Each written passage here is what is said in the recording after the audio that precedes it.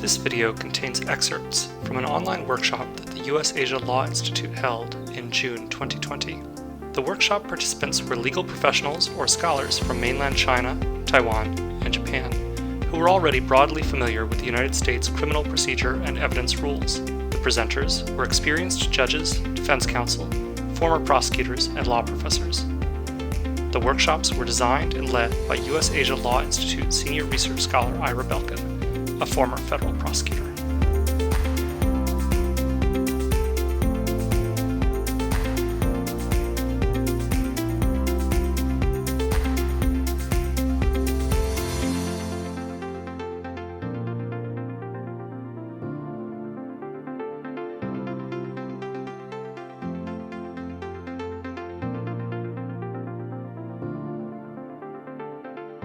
This is a quotation that's commonly referred to in the United States. The cross-examination is beyond any doubt the greatest legal engine ever invented for the discovery of the truth. That may be a little bit hyperbole or exaggeration, but its cross-examination is certainly the best tool we have to try to get to the truth in a judicial process. The principle that the accused in a criminal case has a constitutional right to confront witnesses against him is embodied in our Constitution. It's a bedrock principle of criminal defense, and it really stems from the idea that this is among the most important rights that someone accused of a crime has, to confront the witnesses against him, which means that the witnesses have to be brought into court. The accused has a right to be present, and the accused has the right to have his lawyer, or if he waives his lawyer himself, but that's a rarity, question the witness live in front of the court or in front of the jury. And that's considered it's certainly among the most sacred rights that a defendant holds under the United States Constitution. This principle that Larry was talking about, the notion that a defendant has the right to confront the witnesses against him or her, essentially means that they have the opportunity for cross-examination. That principle was enunciated most recently and most powerfully by the Supreme Court in the case of Crawford versus Washington.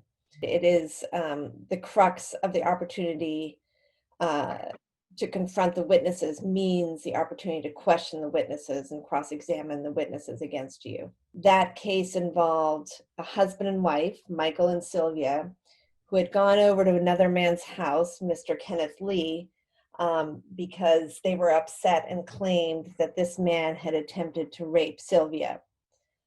A fight happened between Michael and Kenneth was stabbed.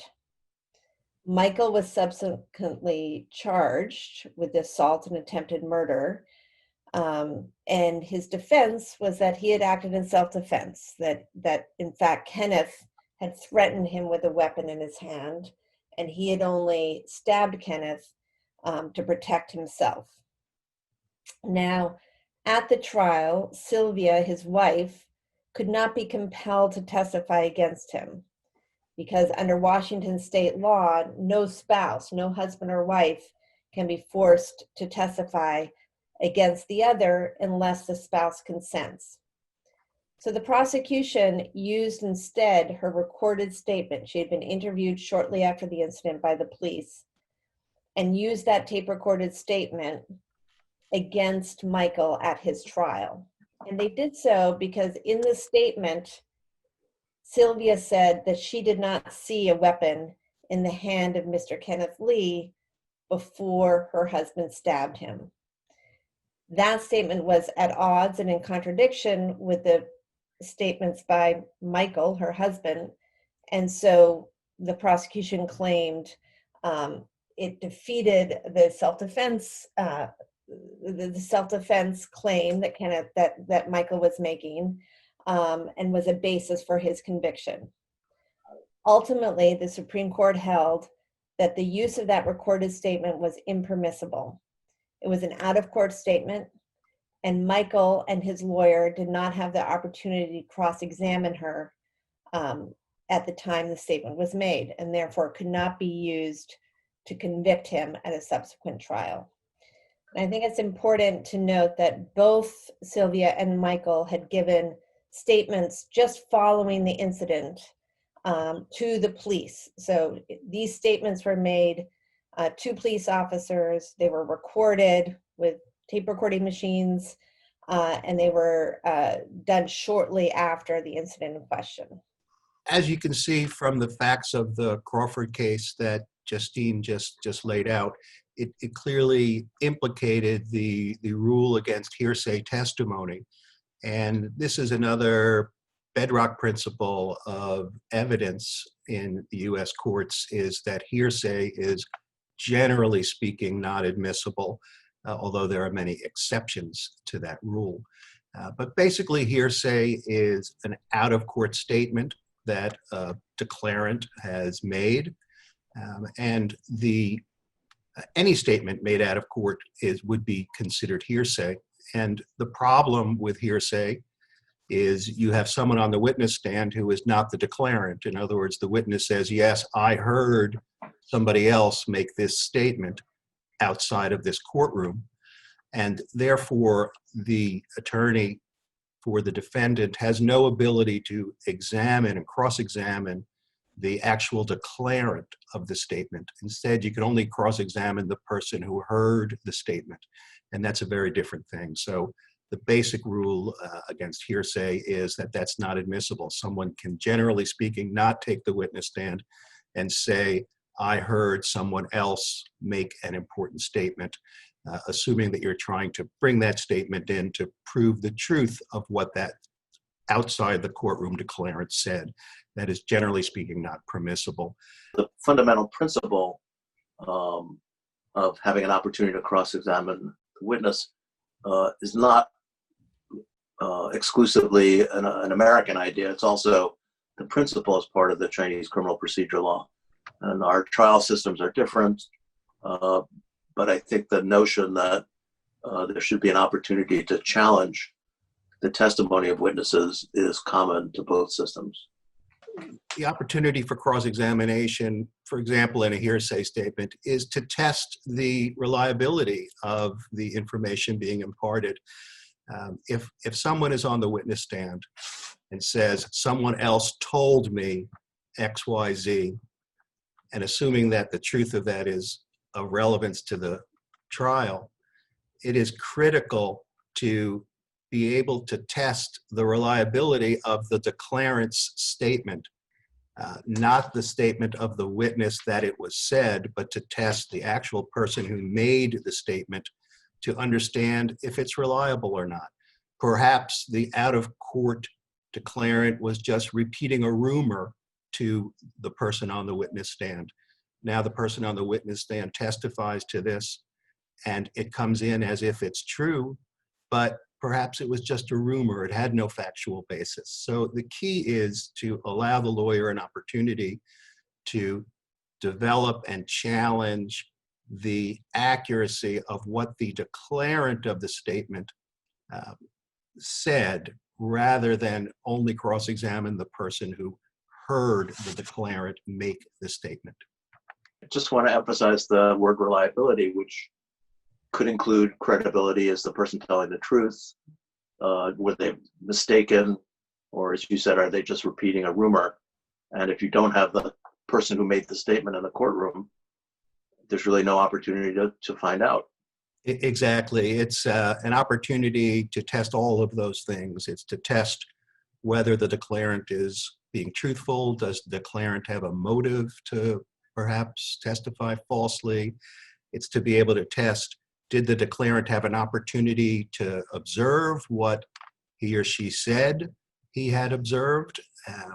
And so it's basically, as it says in the slide, it's to afford greater confidence that the testimony that's coming in at trial is in fact reliable, and it's all about the reliability. So we came at this in the direction of through the hearsay rule, but I did want to point out that, of course, the concept of cross-examination is far broader than the hearsay rule.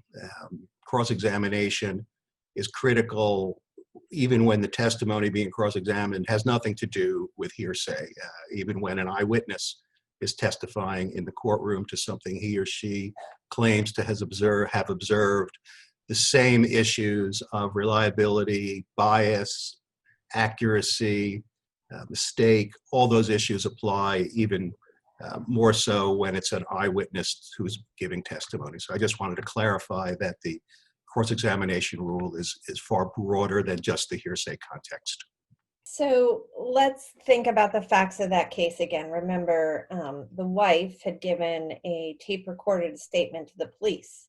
And at the time that she gave the statement, she was not a victim and she was not adverse to her husband. And so some of the lower courts accepted her statement because they thought that it was neutral and reliable, and so she would have no reason to hurt her husband or make up bad facts for him, and so they could take the statement because even though it was hearsay and there was no opportunity for cross-examination, it was still sufficiently reliable to be used in court.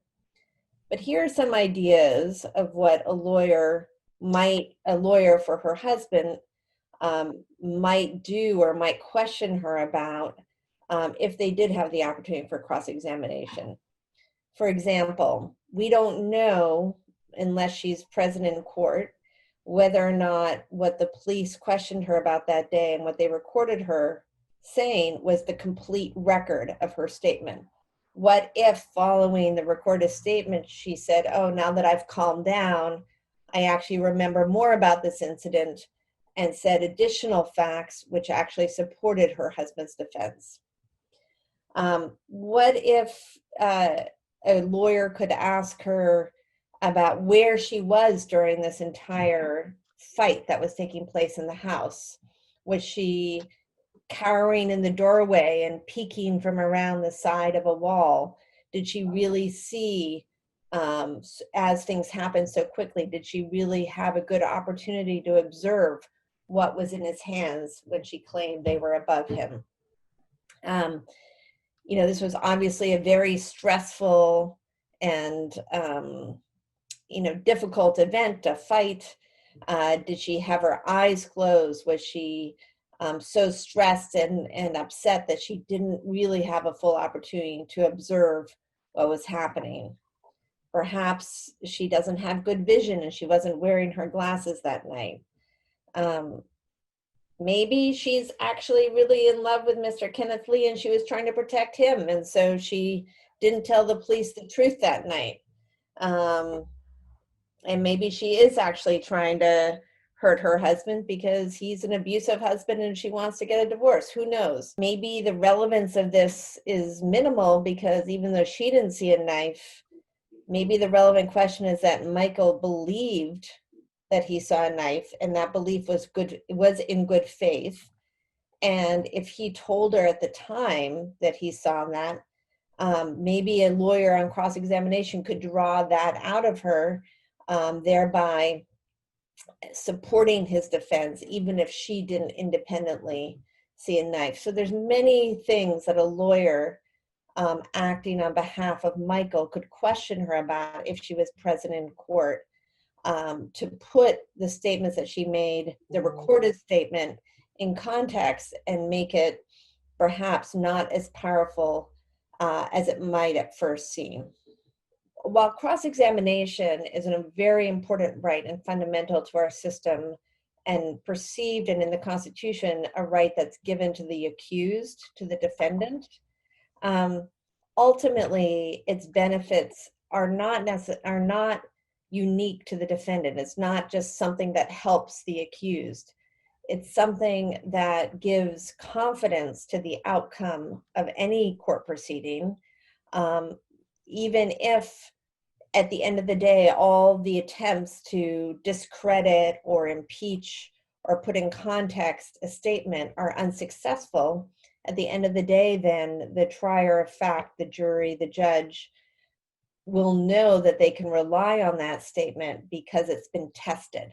So it's a way of vetting and testing the reliability of a witness's statement. Sometimes the test comes out and the witness has failed the test because they are not deemed credible enough in order to convict the defendant. Or sometimes they pass the test, and despite robust questioning from the defense lawyer, they remain credible and consistent, and the trier of fact, whether it's the jury or the judge, believes the witness and finds them sufficiently credible so that they can rely on that witness's statement to reach a judgment in the case.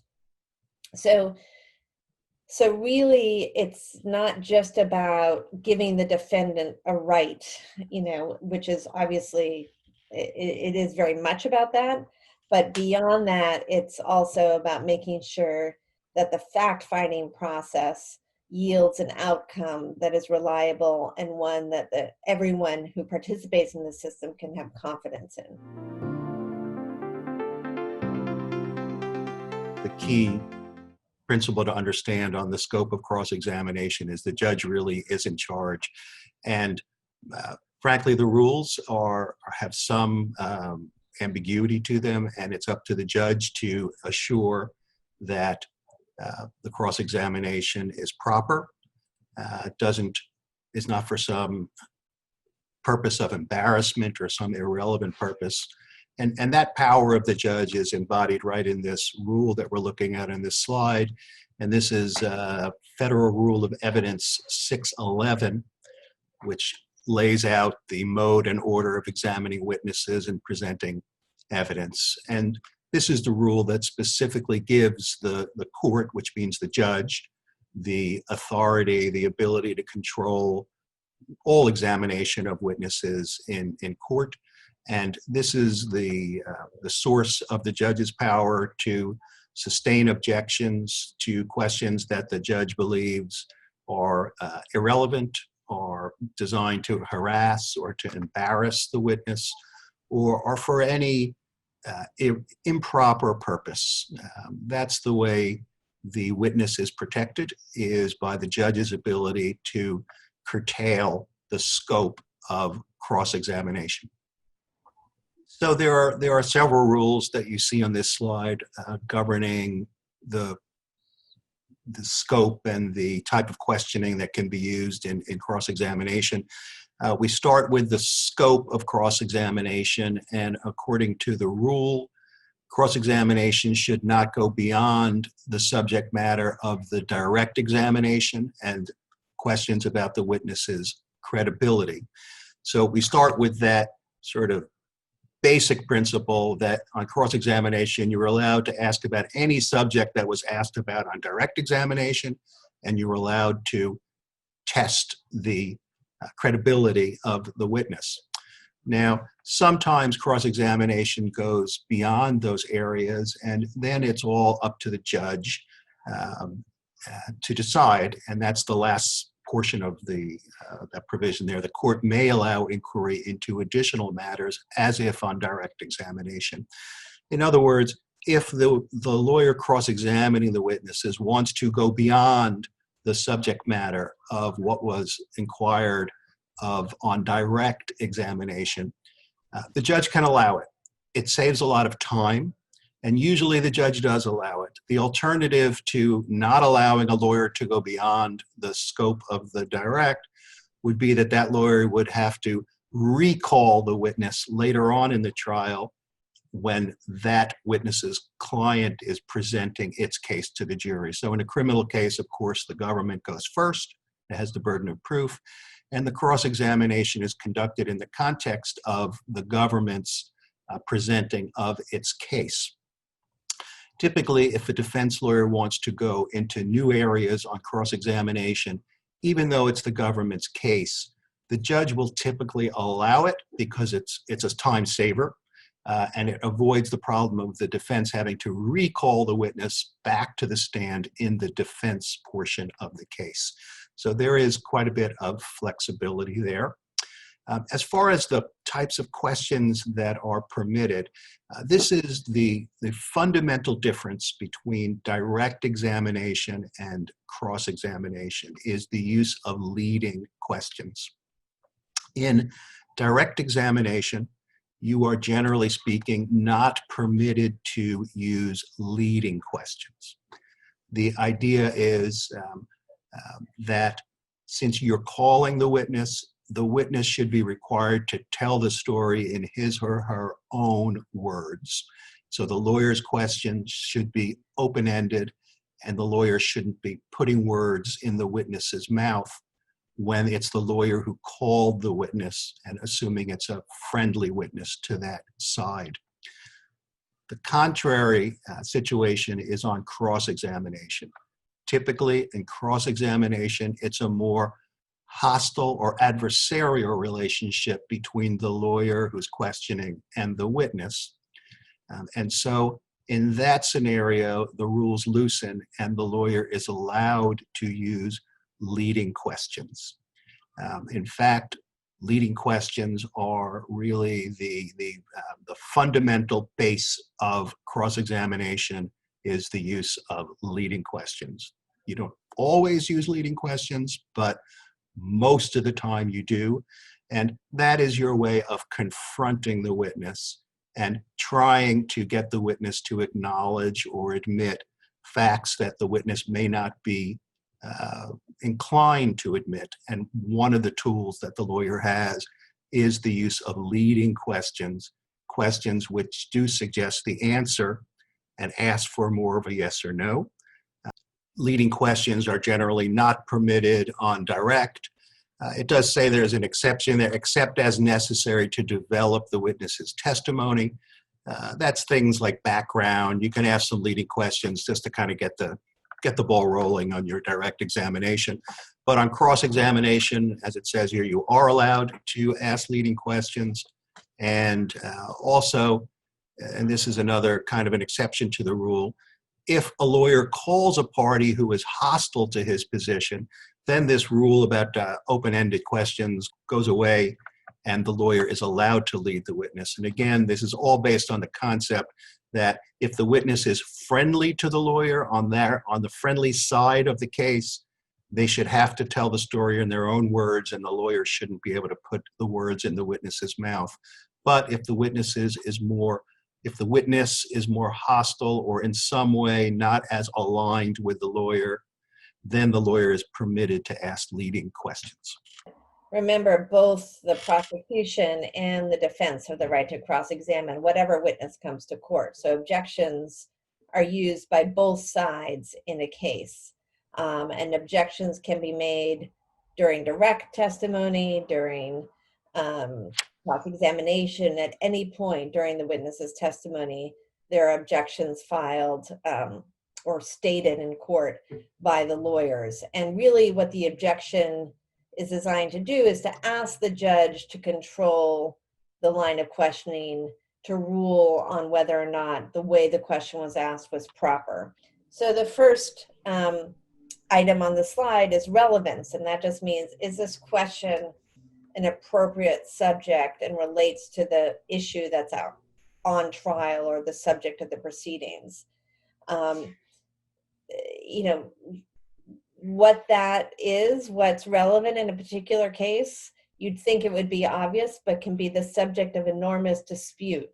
On the defense side, we're often claiming that the government is trying to put in other things to make the client look bad, but that actually have nothing to do with the charges against him or her. So it's very important on the defense side that the evidence the prosecution presents is limited to the issue that's the subject of the charges.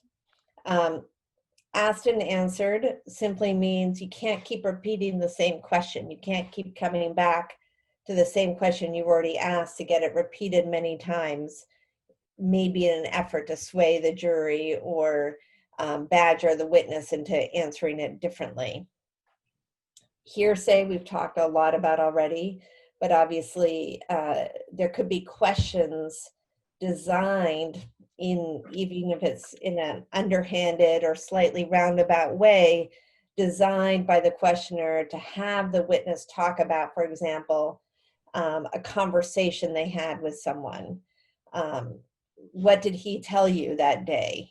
That type of question would be objectionable unless there was some exception to the hearsay rule. The fourth category assumes a fact not in evidence. Sometimes the premise of a question, or there could be an assumption in a question that assumes something that's actually in dispute and there's been no testimony about it. So you can't ask a question that has as its premise an issue that's in dispute and has not been presented in court yet. On the fifth category, objection as to compound, I think it's best demonstrated with an example. For example, if someone were to ask, isn't it true that you left your house that night at 11 o'clock and you were wearing the white shoes? There are two facts in that statement. Maybe they left the house at 11 o'clock, but they weren't wearing the white shoes. So it's not susceptible to an easy answer. You can't put two different facts or two different questions into one question. Leading questions are totally appropriate and in fact are the norm. They're what's used on cross-examination. But for direct examination, those types of questions are inappropriate. And if a prosecution is most often the prosecution that is presenting witnesses and doing the direct examination, if they start trying to lead the witness and sort of put words in their mouth and control the storytelling to such an extent that it seems unfair, the defense lawyer will object that it's leading. Now, I will say judges do give a little bit of leeway, especially if the witnesses are not sophisticated witnesses. They do allow a little bit of leading questions even on direct, in my experience, especially if it's the government. Beyond the scope of direct, that goes to the question of what is the proper scope of cross-examination. So again, here's an area where judges give the defense a little bit of leeway because, as Larry said, if we want to ask questions of the witness that are slightly beyond the topic of what the government asks the witness, we technically could bring back the witness when we present the defense case, but that would be highly inefficient to have the witness be dragged back to court.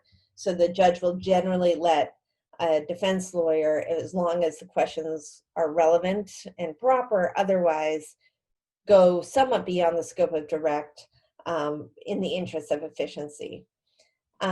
Argumentative, I think this is where TV sometimes misleads the average viewer as to what cross-examination looks like, because the confronting a witness, even though it sounds like an aggressive mode, doesn't always mean, and certainly should never mean, that you're arguing with the witness. And in fact, I think most defense lawyers would think arguing with a witness is not effective. It's not an effective device at trial, and it's certainly judges don't like it and will shut it down pretty quickly. As the slide says, these are the most common objections. I'm sure there are other ones as well. And you'll notice that a lot of them are designed to enforce the rules that Larry talked about, to bring the judge's attention to a question that may be bordering on misleading or deceptive because it has two questions in one, or because it assumes a fact that hasn't been proven. So objections are partly a way to enforce the rules governing both direct and cross-examination.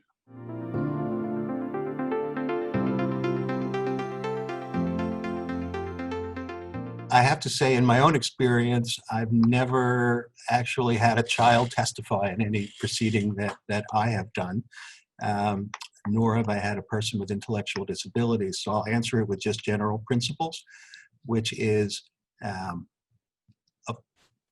it's all going to be up to the discretion of the judge as to what she feels is fair, he or she feels is fair under the circumstance.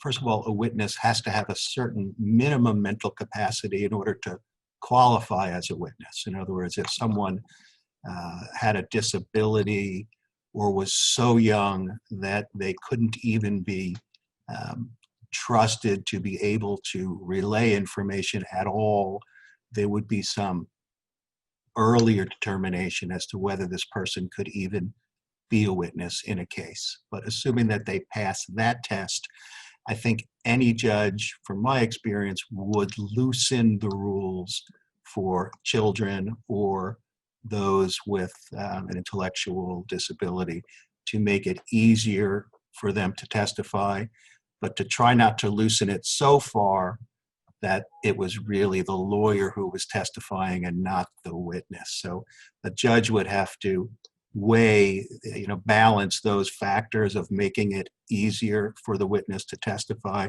versus losing the accuracy and making sure it's really the witness's memory and not just a witness saying yes, yes, yes to whatever the lawyer suggests to him or to her.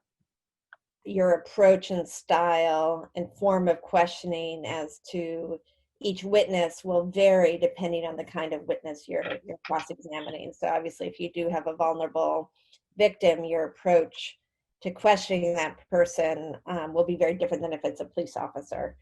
You can take a much more aggressive and confrontational tone and style of questioning with a police officer. And as to children or young people or vulnerable people, your strategy just has to be different. Yeah, and just to add to that, I mean, the last thing you want jurors to think of you is that you're being mean or unfair to a vulnerable witness. That will not help you in the case.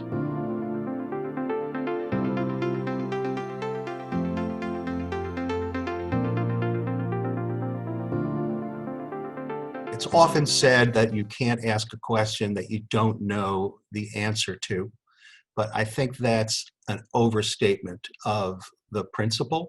There are often times on cross-examination where I think you can ask a question that you don't know the answer to, as long as you are comfortable that you can handle it no matter what the answer is. And there are situations where you can rest pretty comfortably that no matter what the answer is, you have a plan that's good for you. So it's not necessarily the case that you need to know the answer to every question. But as to your question about what does the lawyer know in advance and how do you know what you need to know, so that's a very big topic. It's a topic of a lot of debate. I think that on the criminal side in the United States, most criminal defense lawyers would take the position that they don't get to know enough about the government's case prior to trial, that the rules are too restrictive and that we don't get enough information. Interestingly, that is the opposite on the civil side of cases in the United States. But in a criminal case, typically, at least in the federal system, you do not have a right to take depositions of the witnesses, of the government's witnesses, or any other witnesses. And so you're left with a much more limited pool of information. And what you mostly get as a federal criminal defense lawyer is the interview notes that the government took when it interviewed its witnesses. That's typically what's turned over to you a few weeks before trial is the government's interview notes of the witnesses. It's true that if the witness has given any sort of sworn testimony, you get that as well, but that's rare. Usually the witnesses have not given any prior sworn testimony. Sometimes yes, sometimes no. So the most important thing you're given is these witness statements that the government has written. And the problem with those witness statements is, number one, it's only what the government has chosen to write down. They don't have a legal obligation to write everything down. They write down what they choose, and they're allowed to write down what they choose. It's not considered improper. You get only what the government has chosen to write down in its interview notes. And that leaves you with a lot of questions unanswered, which does make the job of a defense lawyer very, very challenging. The other problem with those witness statements is they are the government's notes. They are typically not shown to the witness. They're not signed by the witness. And so the witness isn't really bound by those notes. And this comes up often on cross-examination, that the witness may stray from those notes, say something different from those notes. But it's challenging to cross-examine the witness from the notes because those are just the government's notes.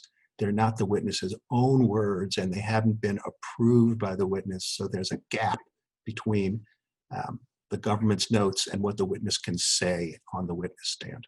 But that's the principal way that you're given information. The other information you get as a federal criminal defense lawyer is you do get any documents that the government plans to offer in the case.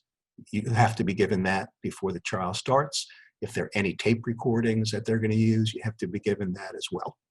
So those are the basic sources of your knowledge.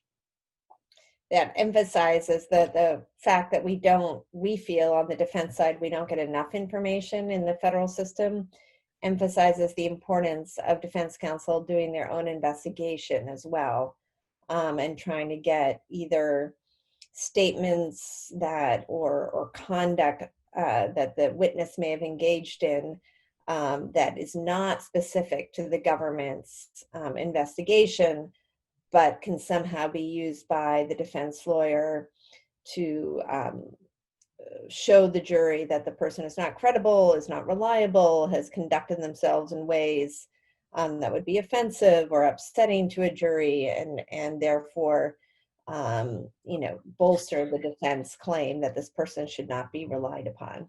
So we supplement what we get from the government with our own investigation. Yes. And Justine, I completely agree with that, although I think what I have generally found, which I think is common, is often if you send an investigator out to talk to a prospective witness, the witness doesn't want to talk to the defense. The witness is willing to talk to the government because they're kind of afraid of the government. They're not afraid of the defense, and in fact, they're afraid of talking to the defense. So it's a challenge, I think, for the defense to get that some kind of investigative knowledge, although I totally agree with you that you have to get whatever you can. I just want to make sure we also clarify what the rules are and then talk about, how much the rules are followed. So as Larry mentioned, he mentioned two categories of evidence the government is required to turn over. One is the prior statements of the witness, which may be not the direct statements of the witness, but maybe notes prepared by a government agent of the witness. And the other is documents or recordings and testimony. Legally, there are two other categories of evidence that the government's required to turn over. And one is called Brady material, which is any evidence that might be helpful to the defense. The other is a category of Brady material. Also, Brady is named for a Supreme Court case. It's called Giglio material, also another Supreme Court case. And that's anything that the defense might use to impeach a witness. So if a witness has criminal convictions, or if they have an agreement with the government about what might happen to them if they testify, or anything, something in their personnel records that reflects on their honesty. That's the legal principle. I think in practice, the enforcement mechanism for Brady and Giglio material is basically the honor system for prosecutors, that prosecutors have to make their own judgments about what would be helpful to the defense and what would be impeachment material. And there are some of these categories that I mentioned: prior inconsistent statement, or criminal conviction, or something that clearly reflects on the credibility of the witness. But if the prosecution doesn't turn that over, it's often very difficult for the defense to even know that exists. And I think that's where there's a lot of controversy in practice.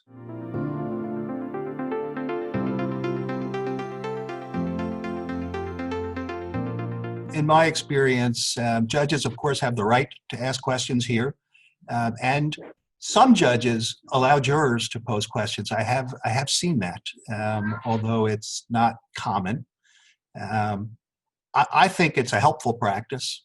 I think that certainly it's much more common. Judges do ask questions of witnesses. I wouldn't say it happens all the time, but it's not as rare as jurors asking questions, which is far more rare. I think that it's a helpful practice. I think the danger is that jurors read a lot into the judge's questions. So it's very easy for the jurors to, in their minds, think the judge is taking some position. Maybe the judge doesn't believe the witness, and that's why he or she is asking these questions. And so that's the danger, is that the jurors will read too much into it, and we do not want the judge to influence the juror's view of the evidence. So I think it has to be very delicately handled by the judge to make it as safe as possible, that the juror is not going to read too much into it. And I think that's why judges are very hesitant to ask questions, is they're worried that their questions will influence the jury in some way, and they don't want that to happen. As to the jurors asking questions, that's probably a safer practice, because the jurors don't have the same clout in the courtroom as the judge, the same power in the courtroom. But I think there's a concern about just the process of how do you do it, how do you make sure the question is appropriate, has to be carefully vetted by the judge, so it's kind of cumbersome, it's kind of time consuming. And I think that's why most judges don't allow it, is they just think it's too difficult to work out the process in some way that makes it fair and safe. But some judges do allow it. Is there's a common jury instruction given when a judge has made comments or asked questions that the jury should not draw any inference from the judge's questions or answers, but there's always a question whether jurors can follow that instruction? We're now turning to this topic of how do you go about conducting cross-examination as a lawyer. And of course, this is a big topic. There are many books on the subject. People spend their life studying the subject of cross-examination. It's kind of seen as an art form, I think, and it's you never stop learning about the art of cross-examination. I've been trying cases for over 30 years, and every time I do a cross-examination, I learn something new. So it's a really complex subject. There are several goals to cross-examination, and they generally fall into these categories. You may want to elicit helpful information from a witness. There could be a witness who has been called by the other side, but has helpful information to your case. It's very common. Witnesses are often a mixed bag. They have some good, they have some bad. And when the other side calls a witness, the prosecutor in a criminal case, they may only bring out the elements that are positive to the prosecution's case and leave out the elements that are negative to their case and helpful to the defense. So the defense lawyer, in the first instance, may need to bring out helpful evidence from a witness, even though he's been called by the prosecution. Number two is to contain the negative information. You want to narrow the negative information. So you want to get positive information, and you want to narrow the negative. If there's been negative information, you might find a way to make it seem less significant by your questioning. And the last point is, aside from positive evidence, narrowing of the negative evidence, is straight impeachment, where you want to challenge the credibility of the witness. As a defense lawyer, often you're challenging credibility, but sometimes there's no need. Sometimes you simply try to use the witness positively for your side, or contain the negative information they had. But those are the basic goals. In terms of how you go about preparing your cross, the first statement about carefully studying the facts is the most important statement of all. It's all about preparation, all about hard work. There is no way to cross-examine a witness unless you have just studied over every single piece of evidence, every piece of information that you have available to you. So you pore over what you have, and then you decide which ways can you use the witness, which ways can you narrow the witness, and which ways can you impeach the witness. You also have to ask the question, do we need to impeach the witness? It may be that you can live with the witness's testimony and you don't find it that harmful. And you probably, there are many instances where you think, that testimony is probably true, and I have no real ability to impeach that testimony because the witness is telling the truth as to those facts. And if you can live with them, if you can incorporate those facts in your theory of the case, you have no need to impeach a witness. So I think it's an important point to emphasize that not all witnesses need to be impeached. Not by a long shot. Many witnesses in a trial as a defense lawyer, I do not impeach, meaning I accept them as truthful witnesses and I try to use them affirmatively and I try to narrow their damage, but I don't cross-examine them with the goal of making them out to be a liar. Now, there are some witnesses who are so central to the government's theory of the case and whose testimony is so damaging that you must impeach them or you cannot win the case. There are witnesses whose testimony, if believed, is enough to convict your client of the crime. And as to those witnesses, obviously you need to have a plan of attack for impeachment, but it's not always the case. And if you're going to impeach a witness, you better have some good ammunition or good tactics ready, because impeaching a witness and failing is not helpful to your case. But even beyond the question of credibility, as you can see here, there are a lot of ways to impeach a witness without suggesting that they're lying. You might want to show that they didn't have a good opportunity to observe what they are testifying to. So for example, simple case, a bank robbery. And there's a customer in the bank who testifies, I was there and I saw the defendant come into the bank and take out a gun and rob the bank.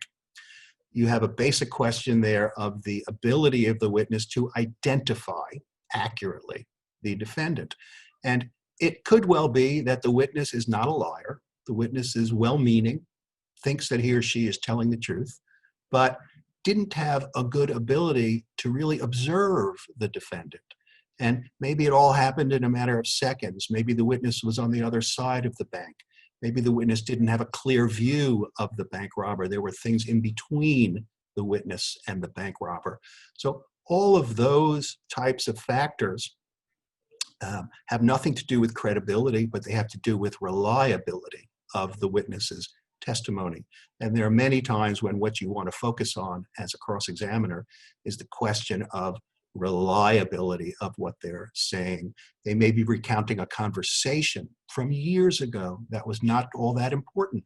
And you might want to challenge that, not so much as you're lying about this, but isn't it fact that happened 6 years ago? It wasn't a conversation of great moment in your life, suggesting that maybe their memory of it is faulty. And the last piece on the slide is the clear perception, and that's of the event. So these are all fertile areas for cross-examination that you have to consider in planning your cross-examination. Leading questions, another way to describe a leading question is really that the lawyer is making a statement and asking the witness to agree or disagree with the statement. Usually, the style for a defense lawyer in asking a leading question on cross-examination is to make a statement that you want the witness to agree to. One common format, as the slide indicates, is to say, isn't that correct at the end of the sentence? So you left the house at 11 o'clock. Isn't that correct? Or isn't it correct that you left the house at 11 o'clock? I will say that some very experienced and famous trial lawyers will take the position that you don't even need that phrase at the beginning or end, that you simply just state it, and the witness is expected to agree with you. And so as a matter of strategy, the defense lawyer is the one who's controlling the narrative, not in a deceptive way, but in a way that establishes credibility with the fact finder, the jury, to say, we all know what happened here. So you could simply say, you left the house at 11 o'clock. In the end, and the witness will say yes. And so it is true that you don't want whatever formulation you use. And I think some of the isn't it true or isn't that right sometimes can feel cumbersome and can make the questioning somewhat awkward over time. And so certainly whatever style the questioner uses, you shouldn't use it repetitively. You should vary your style. And it may be another reason why you don't want to use those devices at all, and simply make the statement and tell the story and expect the witness to agree.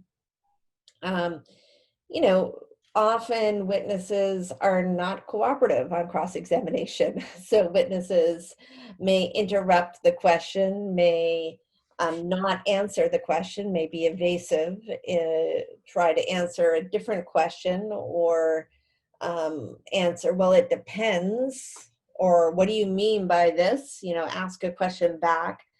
And I think it is important for the questioner, the defense counsel doing the cross-examination, to maintain control and to, if you need to repeat the question and say, that wasn't the answer to the question, let me repeat it for you, and to repeat the question and make sure that the questioner maintains control and the witness doesn't draw you off track or distract you from what the central issues are. It's a fine line. You don't want to start arguing with the witness, like we just said, but simply to stay calm, repeat the question, and if necessary, to rephrase it or simply make it even simpler in format so there's less opportunity for the witness to be evasive or find a way not to answer the question. But again, a leading question suggests the answer. You're making the statement that you want the witness to agree with. And so the example here is in a fact that you were not present at the time when the crime was committed.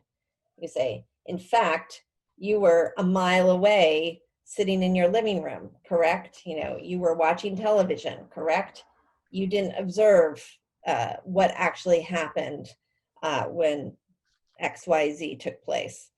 So that's the kind of line of questioning that you just lead them through a series of facts. You want to keep the questions as simple as possible, because if you have multiple facts in the statement or it's a complex question, it just gives the witness an opportunity to only answer a little bit of it and not the question that you really want answered.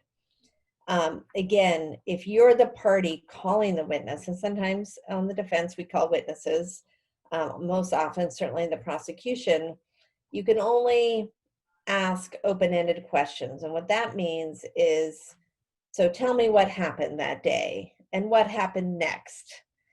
Now, you're not limited to that particular question. Certainly, at the beginning of a direct examination, a lawyer can focus the witness's attention on the events in question. So I'd like to draw your attention to the events of August 4th, 1999. That would be an example of orienting them to the time and place, and then say, on that day, did you have a conversation with such and such a person? And so then you set the stage to ask open-ended questions about what happened. That's an art form in and of itself. because, but it all relates, as does cross-examination, to preparation, because if it's your witness, your favorable witness, the assumption is that you've had an opportunity to prepare that witness and essentially rehearse their direct examination. So, all of this is a little bit theater and staging, because the question, then what happened, which presumes as if the questioner doesn't know what happened, of course, has all been practiced in advance, and the person answering it has reviewed the answers to the questions with the lawyer ahead of time. I know in some jurisdictions outside the United States, lawyers are not permitted to talk to the witnesses before they take the stand and testify. But in the United States, lawyers and prosecutors are permitted and are pretty much expected that they would talk to the witnesses before they call them. They're not allowed to tell the witnesses what to say, obviously. They're not allowed to fabricate, but they can ask the witnesses ahead of time the questions that they plan to ask them in court.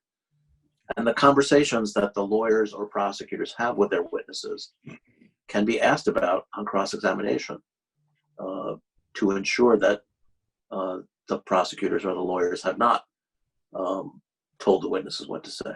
In the last trial I had, the government star witness, the government met with him to interview him and prepare his testimony 24 times before trial. So this is the way it works. It is so important that preparation is the key to the whole endeavor.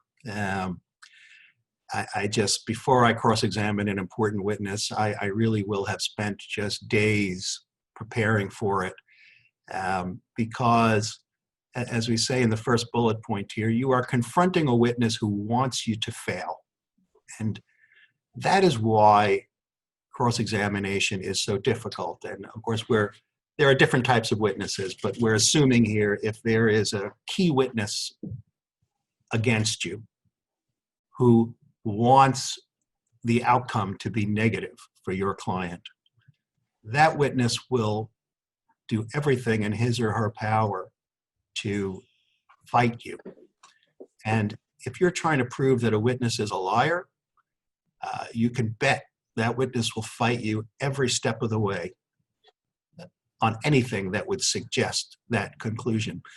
And that's part of why cross-examining is so difficult, because the witness is not cooperative if it's a destructive type cross. Again, there are other witnesses who you may not be challenging and they may be quite cooperative with you. But if it's a hostile, adverse witness, the only way to approach cross is to know the facts inside and out, hopefully as well as the witness, and to have a very clear game plan, blueprint of what you want to achieve in your cross. It's true that it's very helpful to know what the witness is going to answer, and I'd say to most of your questions, hopefully that will be the case. So let's start with that. How do you know what the witness must say? Well, to know what the witness must say, there are a few possibilities. Best case scenario, you have an actual prior statement from the witness.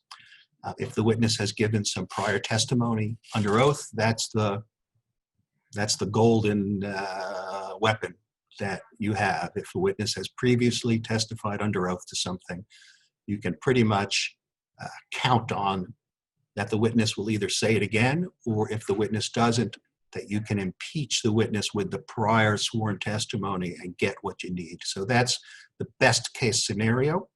But more often than not, in federal criminal cases, you don't have any sworn prior testimony from the witness.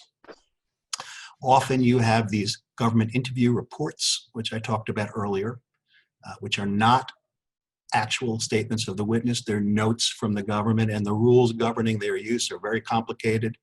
But that is another weapon that you have in terms of knowing what the witness has said. You have a prior government interview note saying what the witness said at a prior time. Again, that's not as reliable as the witness's own statement, but it's a piece of information that you use in formulating your cross-examination. Of course, you look at every document in the case that you have available to you, and documents can be used to confirm or prove what a witness has previously said. In today's world, the best example is emails. If someone has said something in an email and you have it, that is great proof that they've said it. And if they backtrack on the witness stand, you can show them the email and prove that they said it and lock them in to that testimony. But on the slide here, we say force of logic, and I want to explain what I mean by that. And this goes to the question of, can you only ask questions that you know the answer to? And the answer in my book is no, you can ask questions that you don't know the answer to, provided one of these two last things on this slide is true, that either you have the force of logic behind you, or you have a plan for a yes and a no, and they're kind of related concepts. So let me just explain what I mean by the force of logic. Let's say that all you have from a witness is a statement, I left my house at 11 p.m. And let's say that relates to the case in some way. What happened after they left their house? Well, that may be the only piece of information that you have them locked in on, but there's an enormous amount that you can infer from logic from that one fact that you can count on. So if it were relevant to the case, you could count on the fact that you would get a yes answer if they left the house at 11 p.m. So it was dark out, correct? Yes. So the streets were not as crowded as they are during the day. Yes. So some of the stores were closed. Yes. The restaurants, many of them were closed. Yes. Now, again, this would have to be relevant to the case, but my point is there's a litany of things that you can infer from one fact that must logically be true if that fact is true. And often in cross-examination, you can use that to your advantage because the witness has no choice but to agree with your question, even though they've never previously said it. They've never been previously asked, was it dark out? But they have to say yes, because logically, it would have to have been dark out at 11 p.m. And if they say no, you can make them look silly, unless they live somewhere where it's light out at 11 p.m. But in most parts of the world, that would not be the case. So that's just an example of the way your mind has to work on cross-examination. And it's why you can take one fact that you know and infer from it a whole host of important facts that may be very helpful to your case, that you can count on the fact that the witness is going to have to adopt them because the force of logic requires them to. And in that instance, you have to be prepared if the witness does not adopt what you think is true from the force of logic. You have to be prepared to make them look silly. For example, no, it wasn't dark at 11 p.m. And let's assume we're in New York City, where it is most definitely dark out at 11 p.m. You have to be able to immediately challenge that. Well, is it your testimony that in New York City at 11 p.m. there are days when it's light out? And the witness has to say, well, no, that's not the case. So you use logic to confirm what the witness is saying. And the last point on this slide is, it's not that you don't have to know the answer to every question, it's that you have to have a plan for a yes and a no for every question. So there are many questions that you don't know the answer to, but you've figured out in your mind that whether the answer is yes or no, I can use that to my advantage. It's kind of a decision tree. If the witness's answer is yes, I'm going to go down this road, and I know I have a point that's helpful to me. And if the witness's answer is no, I'm going to go down this road, and I know I have a point that's helpful to me. So as long as you have either the force of logic or a decision tree plan that you're comfortable either way, you can ask a question that you don't know the answer to. But it's always best and safest if you've got a clear document, a clear prior statement, and you know the answer, then you're on the most comfortable terrain. Impeachment is sort of a fancy word for making the witness look less credible in some way or another.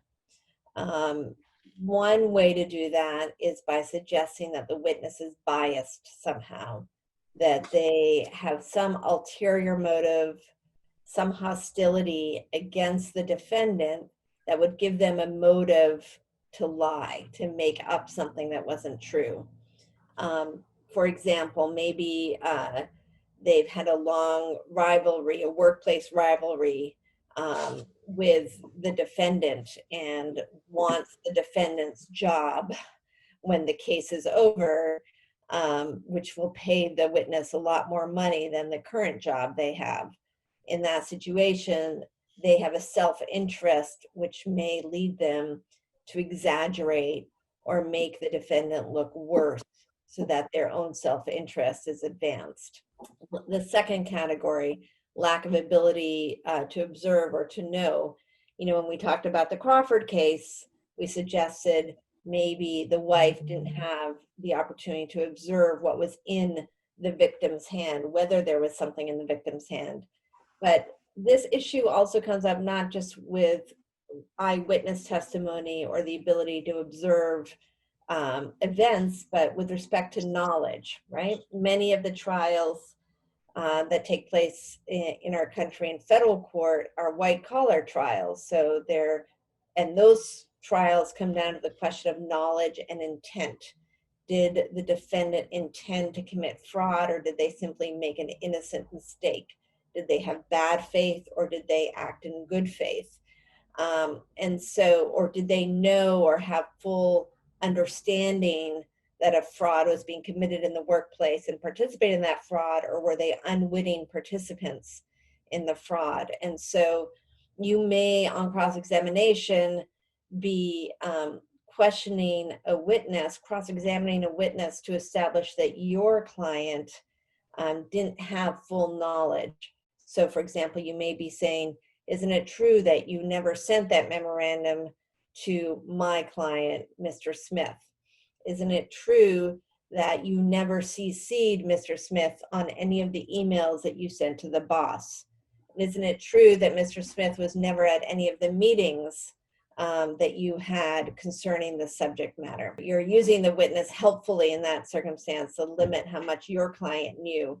But you may also be trying to impeach the witness's extent of knowledge about what they observed or what they knew was going on in the workplace. Prior inconsistent statements, I think Larry's done a fair bit of explanation about this already. You're trying to show that this person can't be trusted because they changed their story. They changed their story maybe to fit what the government wants them to say. Why would they do that? Well, maybe they have some liability too. Maybe they participated in the fraud or they participated in the crime in some way, and the government is giving them a benefit in order to testify for the prosecution. They will face less time in jail, or they will maybe in some instances have a non-prosecution agreement where the government has promised not to prosecute them. So they maybe when they first were interviewed, they said something that was more helpful to your client. But after many 24 sessions, as Larry said, with the prosecution, they've slowly changed their story. And now the story has been tweaked and fixed so that they are now making a statement that's more consistent with the government's theory of the case than with the defense. And you really want to point that out to a fact finder to say, is this a reliable statement, the one that they're presenting in court? Or maybe the more truthful account is what they said earlier. And in any event, given that they've changed their story, they can't be relied upon. And then finally, prior acts of dishonesty. This maybe goes to questions not only of matters that the government may have disclosed to you, because the government doesn't always know every act of dishonesty that their witness has engaged in. But I've heard of cases where, for example, the defense has managed to dig up instances of credit card fraud, or of line lying to your employer about the reason you took days off, or cheating on your spouse, all acts that make the person that's testifying a less credible and reliable person, so that the jury is less likely to trust their account of that they're presenting on behalf of the prosecution. So those are some examples of ways to make the witness seem less credible on the witness stand. You've got to have clear goals. You have to have them written down in front of you so you know what you're trying to do. And don't wander in your cross-examinations. Know why you're asking the question, what your goal is, and when you reach your goal, move on to your next topic. Keep it short, make your points, don't wander. You have to ask short questions, because if there are multiple facts in a question, it gives the witness a chance to try to wiggle out of it, get out of it. So your questions must be short, crystal clear, and have one fact only in them. As a woman criminal defense lawyer, I believe very much that it's important for every lawyer to find their own voice and their own style, and to be yourself. So while on television there's a style of criminal defense cross-examination that suggests even with the police officer, that you have to be very macho and aggressive, you can be quote unquote confrontational and aggressive and very effective without fitting into the typical style of a more macho aggressive style. So I think while certainly you have to be strategic with respect to the witness that you're dealt with, whether if it's a victim, you're going to get nowhere by being aggressive. Ultimately, as a lawyer, you're going to be effective and powerful if you are very much yourself and you're adopting a style that you're comfortable using. Larry's prepared a demonstration based on a cross-examination he did in this case. So this was a fascinating trial that I had several years ago that arose out of the Bernard Madoff scandal. He's fairly well known around the world as one of the biggest, largest frauds ever committed, the largest known fraud probably in history. He had an investment firm that solicited investments from its clients. It had billions of dollars that it was supposedly investing. And after some 30 years of being in business, it came out that, in fact, he wasn't investing any of the money, he was just keeping it. And the entire premise of the business for 30 years, or 25 years or so, had been a lie, that there were all these investments it was making. In fact, they weren't making any investments. It was what's known as a Ponzi scheme, meaning you take in new money to pay old investors, and you just keep it rolling with new money funding old investors to give them, the old investors, their profit. But what was miraculous is that he managed to keep that floating for decades.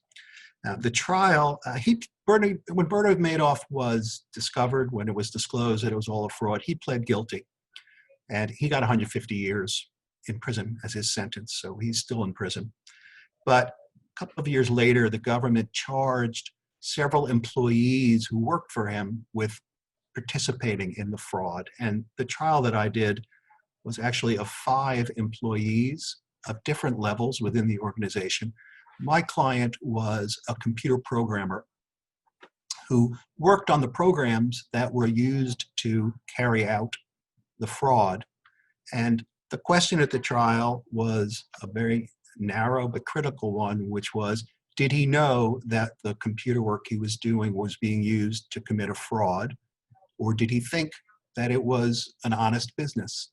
If he thought it was an honest business, then he was innocent, even though his programs, in fact, we know in hindsight, were used to carry out the fraud. But if he knew, then he's guilty. And so it was a trial, as many are in the white-collar world, based on the question of his knowledge of the fraud. The government called it trial its star witness was Madoff's chief assistant, whose name was Frank D. Piscali. He had been with Madoff for 30 years, and he knew the scheme inside and out. He was the principal architect of the scheme. So he was pretty much as guilty as Madoff was, but he cut a deal with the government where he became a cooperating witness, trying to reduce his sentence, and he testified at trial on behalf of the government. He was a fascinating witness to cross-examine because he had a lot of bad information about my client. He also had a lot of good information about my client. He was a mixed bag, and he had a lifetime of acts of dishonesty, which he admitted. So there was a lot of ammunition for cross-examination in terms of him having spent 30 years lying to people in connection with this fraud. So when I approached my cross-examination of him, and the two excerpts I'm going to show, we reenacted it here in my home yesterday, which is why it looks as it does. But it is from the actual transcript of the trial. And I'll just say I had two separate goals. There are two demonstrations. In the first demonstration, I was trying to use the witness affirmatively, meaning the witness, Frank D. Piscali, admitted that for many years he lied to my client about why these things needed to be done, why these various computer programming tasks needed to be done. He gave him cover stories to make it sound innocent. This was very helpful to me, and so I wanted to elicit it, and that's what I do in that demonstration. And I knew that he had to acknowledge it because he had acknowledged some of the lies in his interview notes. So I was confident that he would have no choice but to acknowledge them to me. But the second part of the demonstration is a challenge to his credibility. And the reason that I had to challenge his credibility is, although he had helpful testimony, he also had damaging testimony because he testified that my client had worked there for 20 years. And he testified that although he lied to them for 18 of those years, in the last 2 years, he started to tell him more of the truth. And so that was very damaging to my client. And so I had to walk this line between using him affirmatively to bring out the lies, but then suggest that he himself as a witness was fabricating what had happened in the last 2 years. So it was a complex cross-examination. And you'll see the two parts. The first part is using him affirmatively, and the second part is trying to attack his credibility based on his life of having lied and committed frauds and having previously committed perjury before the SEC. One thing I just need to add so that context to the slide, to the demo rather, is earlier in the case, in the facts of the case, there had been a Securities and Exchange Commission audit of Madoff Securities, and this witness, D. Piscali, had committed perjury at that hearing, and so I was able to cross-examine him on that. And also as to that SEC audit, and this is just critical to understand the first of the two demos, Madoff was audited by the SEC and gave them 20 customer files and claimed that he only had 20 customers. In fact, he had hundreds of customers with billions of dollars.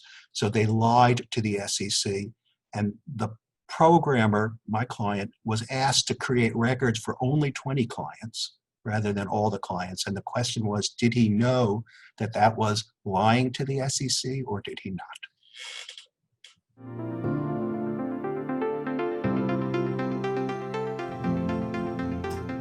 Good afternoon, Mr. D. Piscali. Good afternoon. Mr. Perez was a computer programmer, true? Yes. When you learned there was going to be an SEC audit, you got your marching orders from Mr. Madoff as to how you were going to deal with that audit. Is that correct? Yes. And after that, you went to speak to Mr. Perez because you needed him to do certain work for that audit, correct? Correct. Now that type of meeting where you're telling him what he needs to do, Mr. Madoff didn't attend that kind of meeting, correct? No. And one of the things you needed Mr. Perez to do was to create a subset of Madoff accounts, some 20 or so, that Mr. Madoff had instructed you were the accounts he was going to show the SEC, correct? Correct. So you created a cover story that would make Mr. Perez comfortable as to why records were being created for only 20 or so clients of the company. Isn't that right? Yes or no? Yes. In essence, you told Mr. Perez that for this audit, he was doing nothing wrong. There was nothing wrong with subsetting, creating a subset of clients, because that's all that the SEC had asked for, correct? Yes. You certainly didn't tell him that the purpose of the exercise was to fool the SEC. You did not tell him that, correct? I did not. And in misleading him in that way, do you agree with me? You were manipulating him Yes. for your own purposes, correct? For Bernie's purposes, yes. For your purposes in implementing Bernie's plans, true? True. You were his boss, true? One of his bosses. That is correct. It was his job to follow your orders, correct? Correct. You were his friend, true? True. Isn't it correct, Mr. DiPascali, that you lied to him about what the SEC had requested in the audit? Yes or no? Yes. You did that so that he would be comfortable doing the work, true? My intention was to make him comfortable. Isn't it a fact, Mr. DiPascali, that you were manipulating him in order to have him participate in what you knew to be a massive fraud without him knowing it? Wasn't that your intent, yes or no? Yes. Didn't you think, as his boss and as his friend, you owed him better than that? During the short time frame when I had to make that decision, that didn't cross my mind. As you sit here today and look back on that episode that we are discussing now, do you agree that as his boss and as his friend, you owed him better than that? Yes, certainly. So looking back on it now, you agree he deserved better than what you did to him, correct? Yes. Well, I'll just say very quickly, it illustrates the force of logic, because although I didn't have the witness committed to the answer to most of those questions, by the force of logic, I knew he had to say yes. The only fact that I knew he was committed to was that he had lied to him, lied to Mr. Perez about the purpose of the audit. But I knew that if he lied to him, therefore he was manipulating him. Therefore he was abusing their trust. Therefore he was abusing his position as his boss. That was all just the force of logic. Because if the witness had said, no, I wasn't manipulating him, it would not have made any sense, because he's lying to him to get him to do something. So I knew through that reasoning process that the witness had to either adopt where I was taking him or look like a liar. So I was comfortable going there. And Larry, based on this cross-examination, did you use any of the testimony in your closing argument to argue that your client actually didn't know about the scheme? The testimony you just read was one of the centerpieces of my closing argument. That was the essence of my opening statement, my cross-examination, and my closing argument was that Mr. Perez, my client, was lied to about why he had to do everything at Madoff Securities, and he never learned the truth. So it was that was critical testimony for me, and very, very powerful help to my case. Now, I will say that Mr. Perez was actually convicted after trial. However, what was fascinating is that although we lost the trial, the judge got the point that he was in fact lied to and manipulated. And at the end of the day, when he came up for sentencing, the government argued that he was a knowing participant for 20 years, and they advocated that he should get 14 years in prison. And we successfully, through the trial, the judge saw that was an exaggeration, and she expressly found at sentencing that he had only been a knowing participant for 2 years, not 20 years, because he had been lied to. And she sentenced him to 2.5 years in prison instead of the 14 years that the government was asking. So in a roundabout way, the cross-examination was successful, even though it did not result in an acquittal. The second demonstration, as I said earlier, this is because we had this problem where his testimony was helpful, but then he had, the last 2 years, he said some damaging events occurred, which is why we had to also suggest to the jury that it couldn't rely on his testimony at all as to what had happened at that time period. So this is a pure credibility cross-examination. I had more ammunition than usual because Mr. DePascali had to admit that he had led a life of fraud because he had pled guilty to assisting Madoff in this fraud for over 20 years or 30 years or so. And he had also pled guilty to committing perjury before the SEC, Securities and Exchange Commission, in order to help Madoff cover up the fraud. So those are facts that he could not back away from and that I had in my ammunition belt. And what I used those facts and I tried to spread them out and stretch them out as far as I could.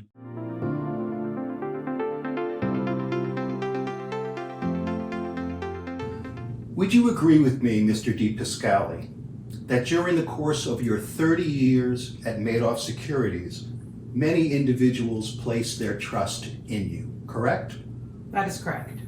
And as to many of those individuals, would you agree that you violated their trust by not telling them the truth, correct?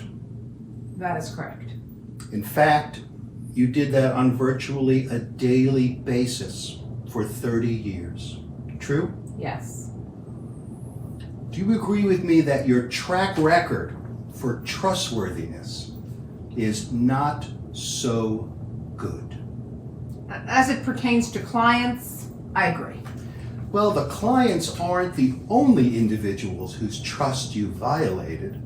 Isn't that right? Yes or no?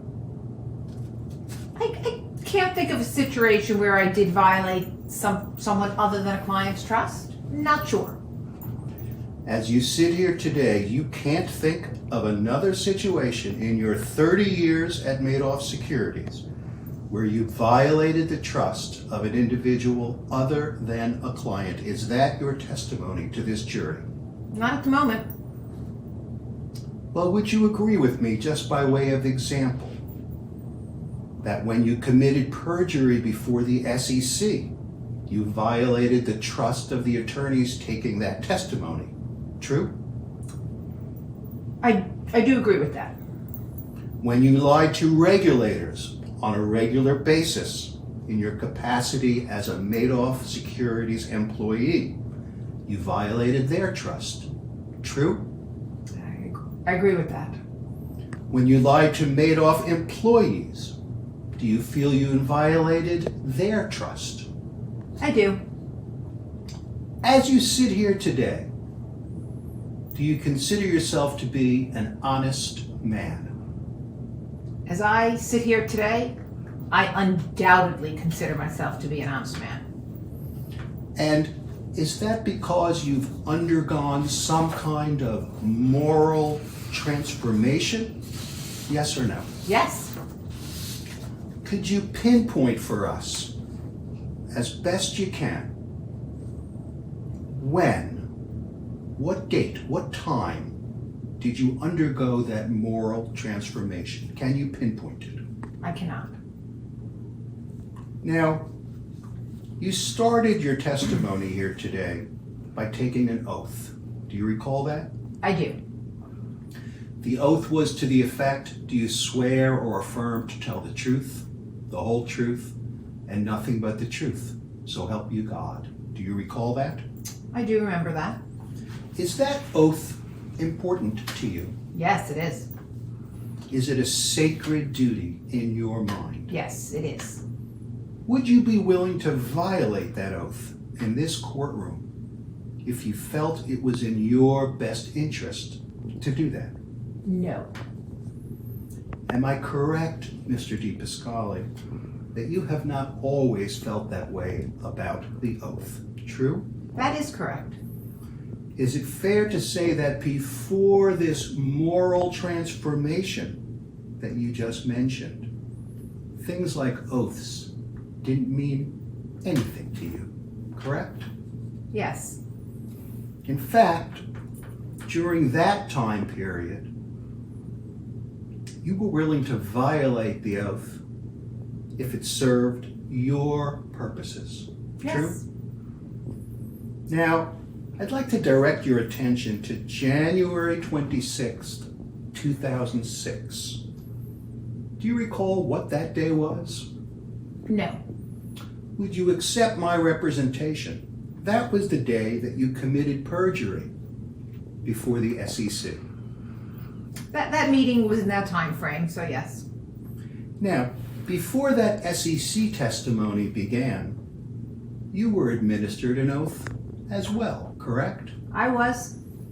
It was pretty much the same oath that you took in this courtroom today, correct?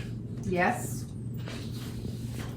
And on that day, you violated that oath, correct? True. You did that in front of 3 lawyers from the Securities and Exchange Commission, true? I think there were 2 lawyers and 1 SEC staff person. There were 3 representatives of the Securities and Exchange Commission, correct? Correct. And you understand that the SEC is a part of the federal government, correct? I do. Just as the United States Attorney's Office is a part of the federal government, correct? It is. And just as the FBI is a part of the federal government, correct? Yes. And when you were before the SEC under oath, you tried to anticipate the questions, right? Yes. You tried to think ahead of what answers you could give to respond to those questions, correct? That is correct.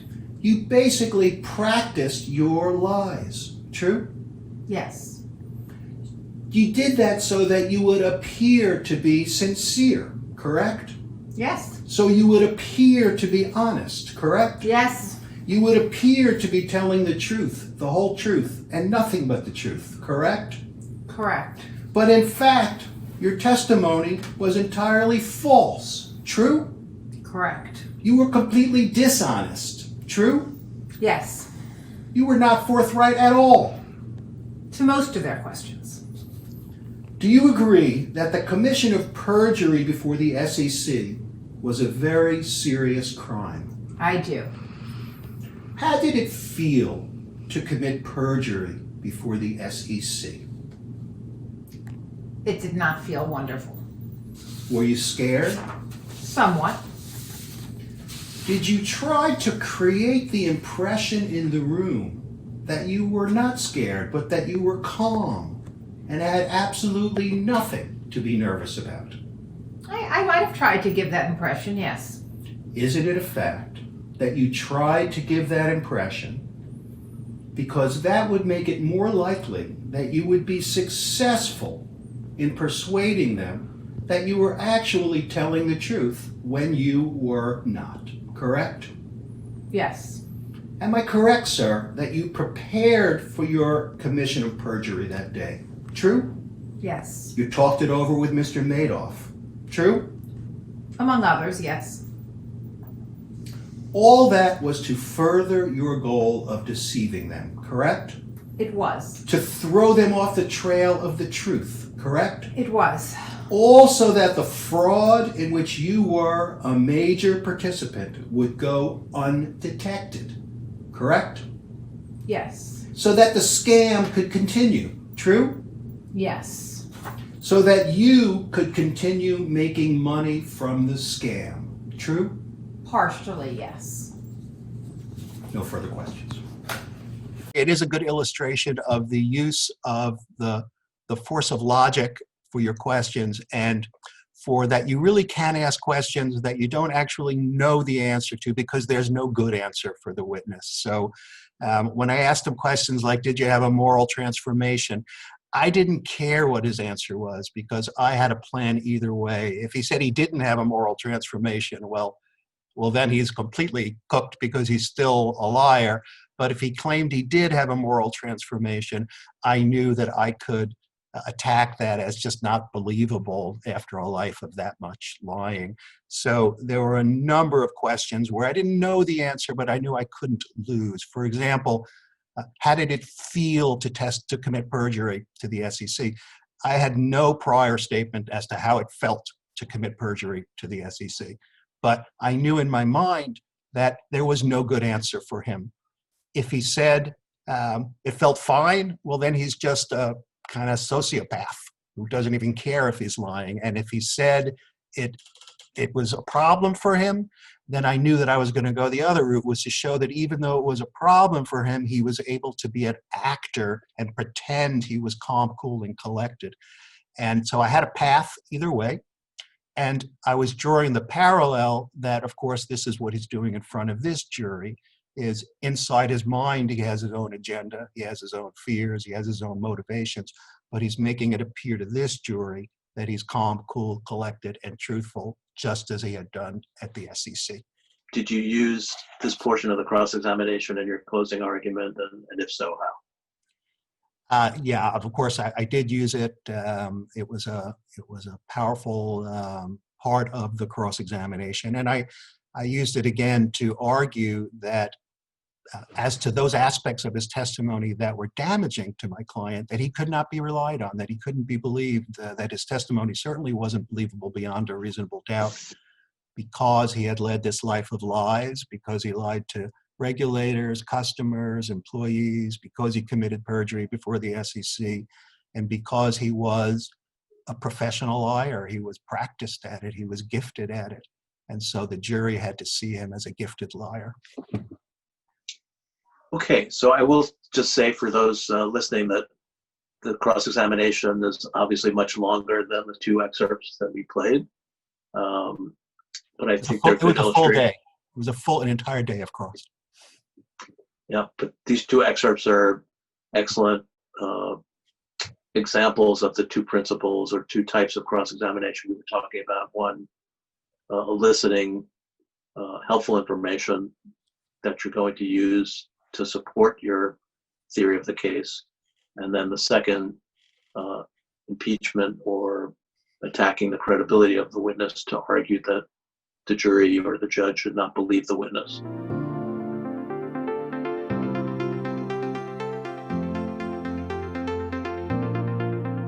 As to the leeway that the judge gave me here, and that I think is often the case, first of all, there's a big difference between a jury trial and a judge trial. Sometimes we do have trials where the judge is deciding the case here. And in those cases, for example, in this cross-examination, I would have been much more compact because I know the judge would have gotten my point quicker, and I wouldn't have felt a need to dwell on it the way I did here. But with a jury, I did feel the need to make it as dramatic as I could, and I wanted to expand it as much as I could because it was such a central point to my case. Both aspects, both the helpful aspects and the harmful impeachment, were so central that I wanted the jury to hear it kind of over and over again, but in a slightly different way. So it was very important to me to be that repetitious with the jury, but the judge would not have allowed me to do it if it were a judge trial. But as to the jury trials, I think most judges here believe that the defense lawyer should be given wide latitude in cross-examination, and they're hesitant to interfere with what the defense lawyer thinks is the proper approach. And there is a point where the judge will interfere.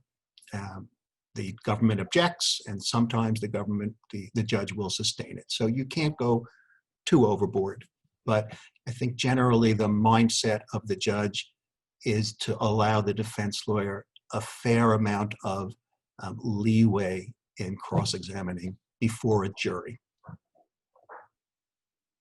So I generally agree with that. I mean, I think the difference between a bench trial and a jury trial explains um, much of the issue with respect to how much leeway a defense lawyer has. I will say that there are some judges who do cut off lawyers on cross-examination and do interfere and would not, maybe even on Larry's questioning, would not give as much leeway to the lawyer to ask what you might perceive as repetitive questions, and even without an objection from the prosecution will jump in on their own and say, move along, counselor, move along.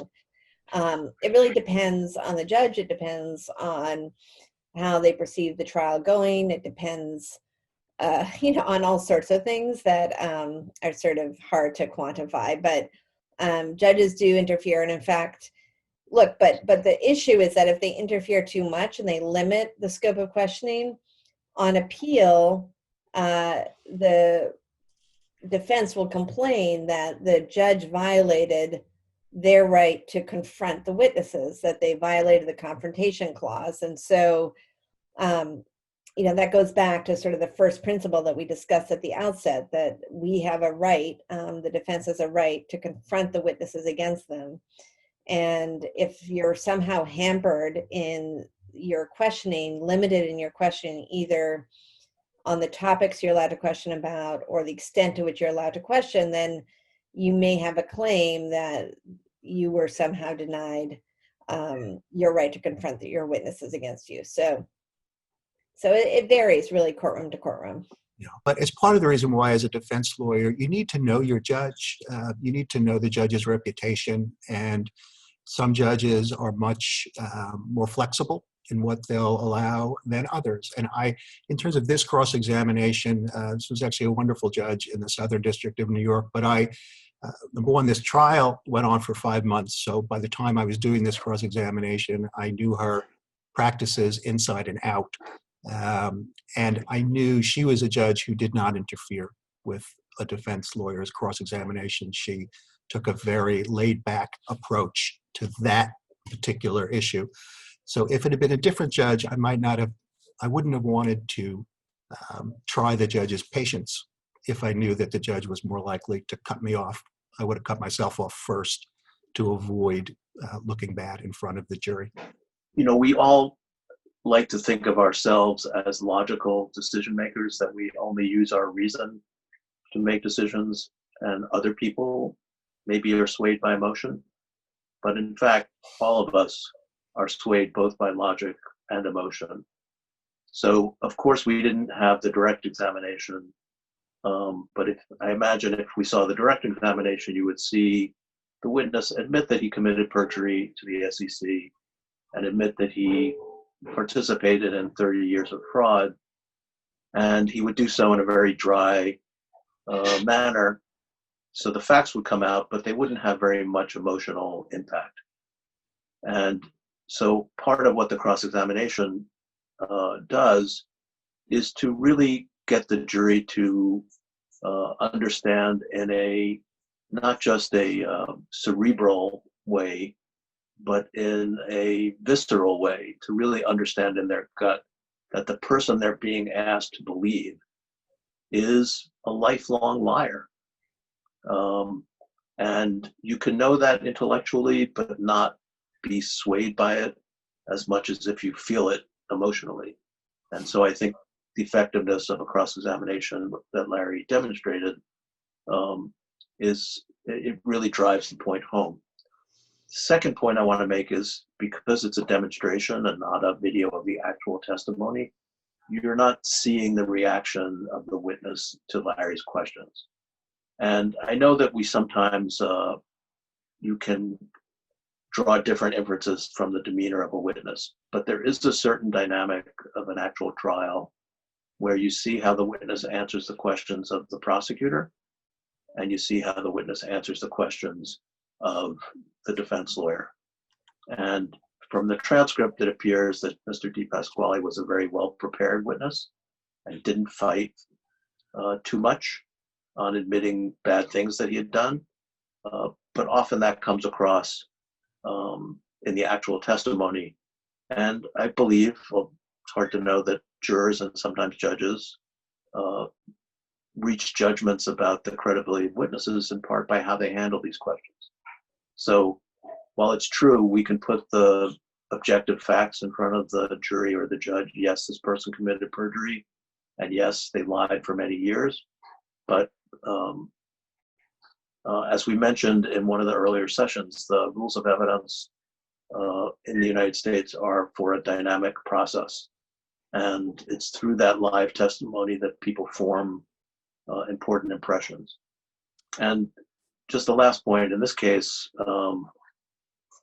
as Larry said, that his client was convicted and the government asked for a 14-year sentence. I'm sure he was facing a potential sentence that was much greater even than 14 years. So the stakes are extremely high. And to make sure that the outcome is fair, defense lawyers are given a lot of opportunities to challenge the government's evidence. So I think that's part of the reason why in our system, cross-examination, even though it can be repetitive, is allowed to go on.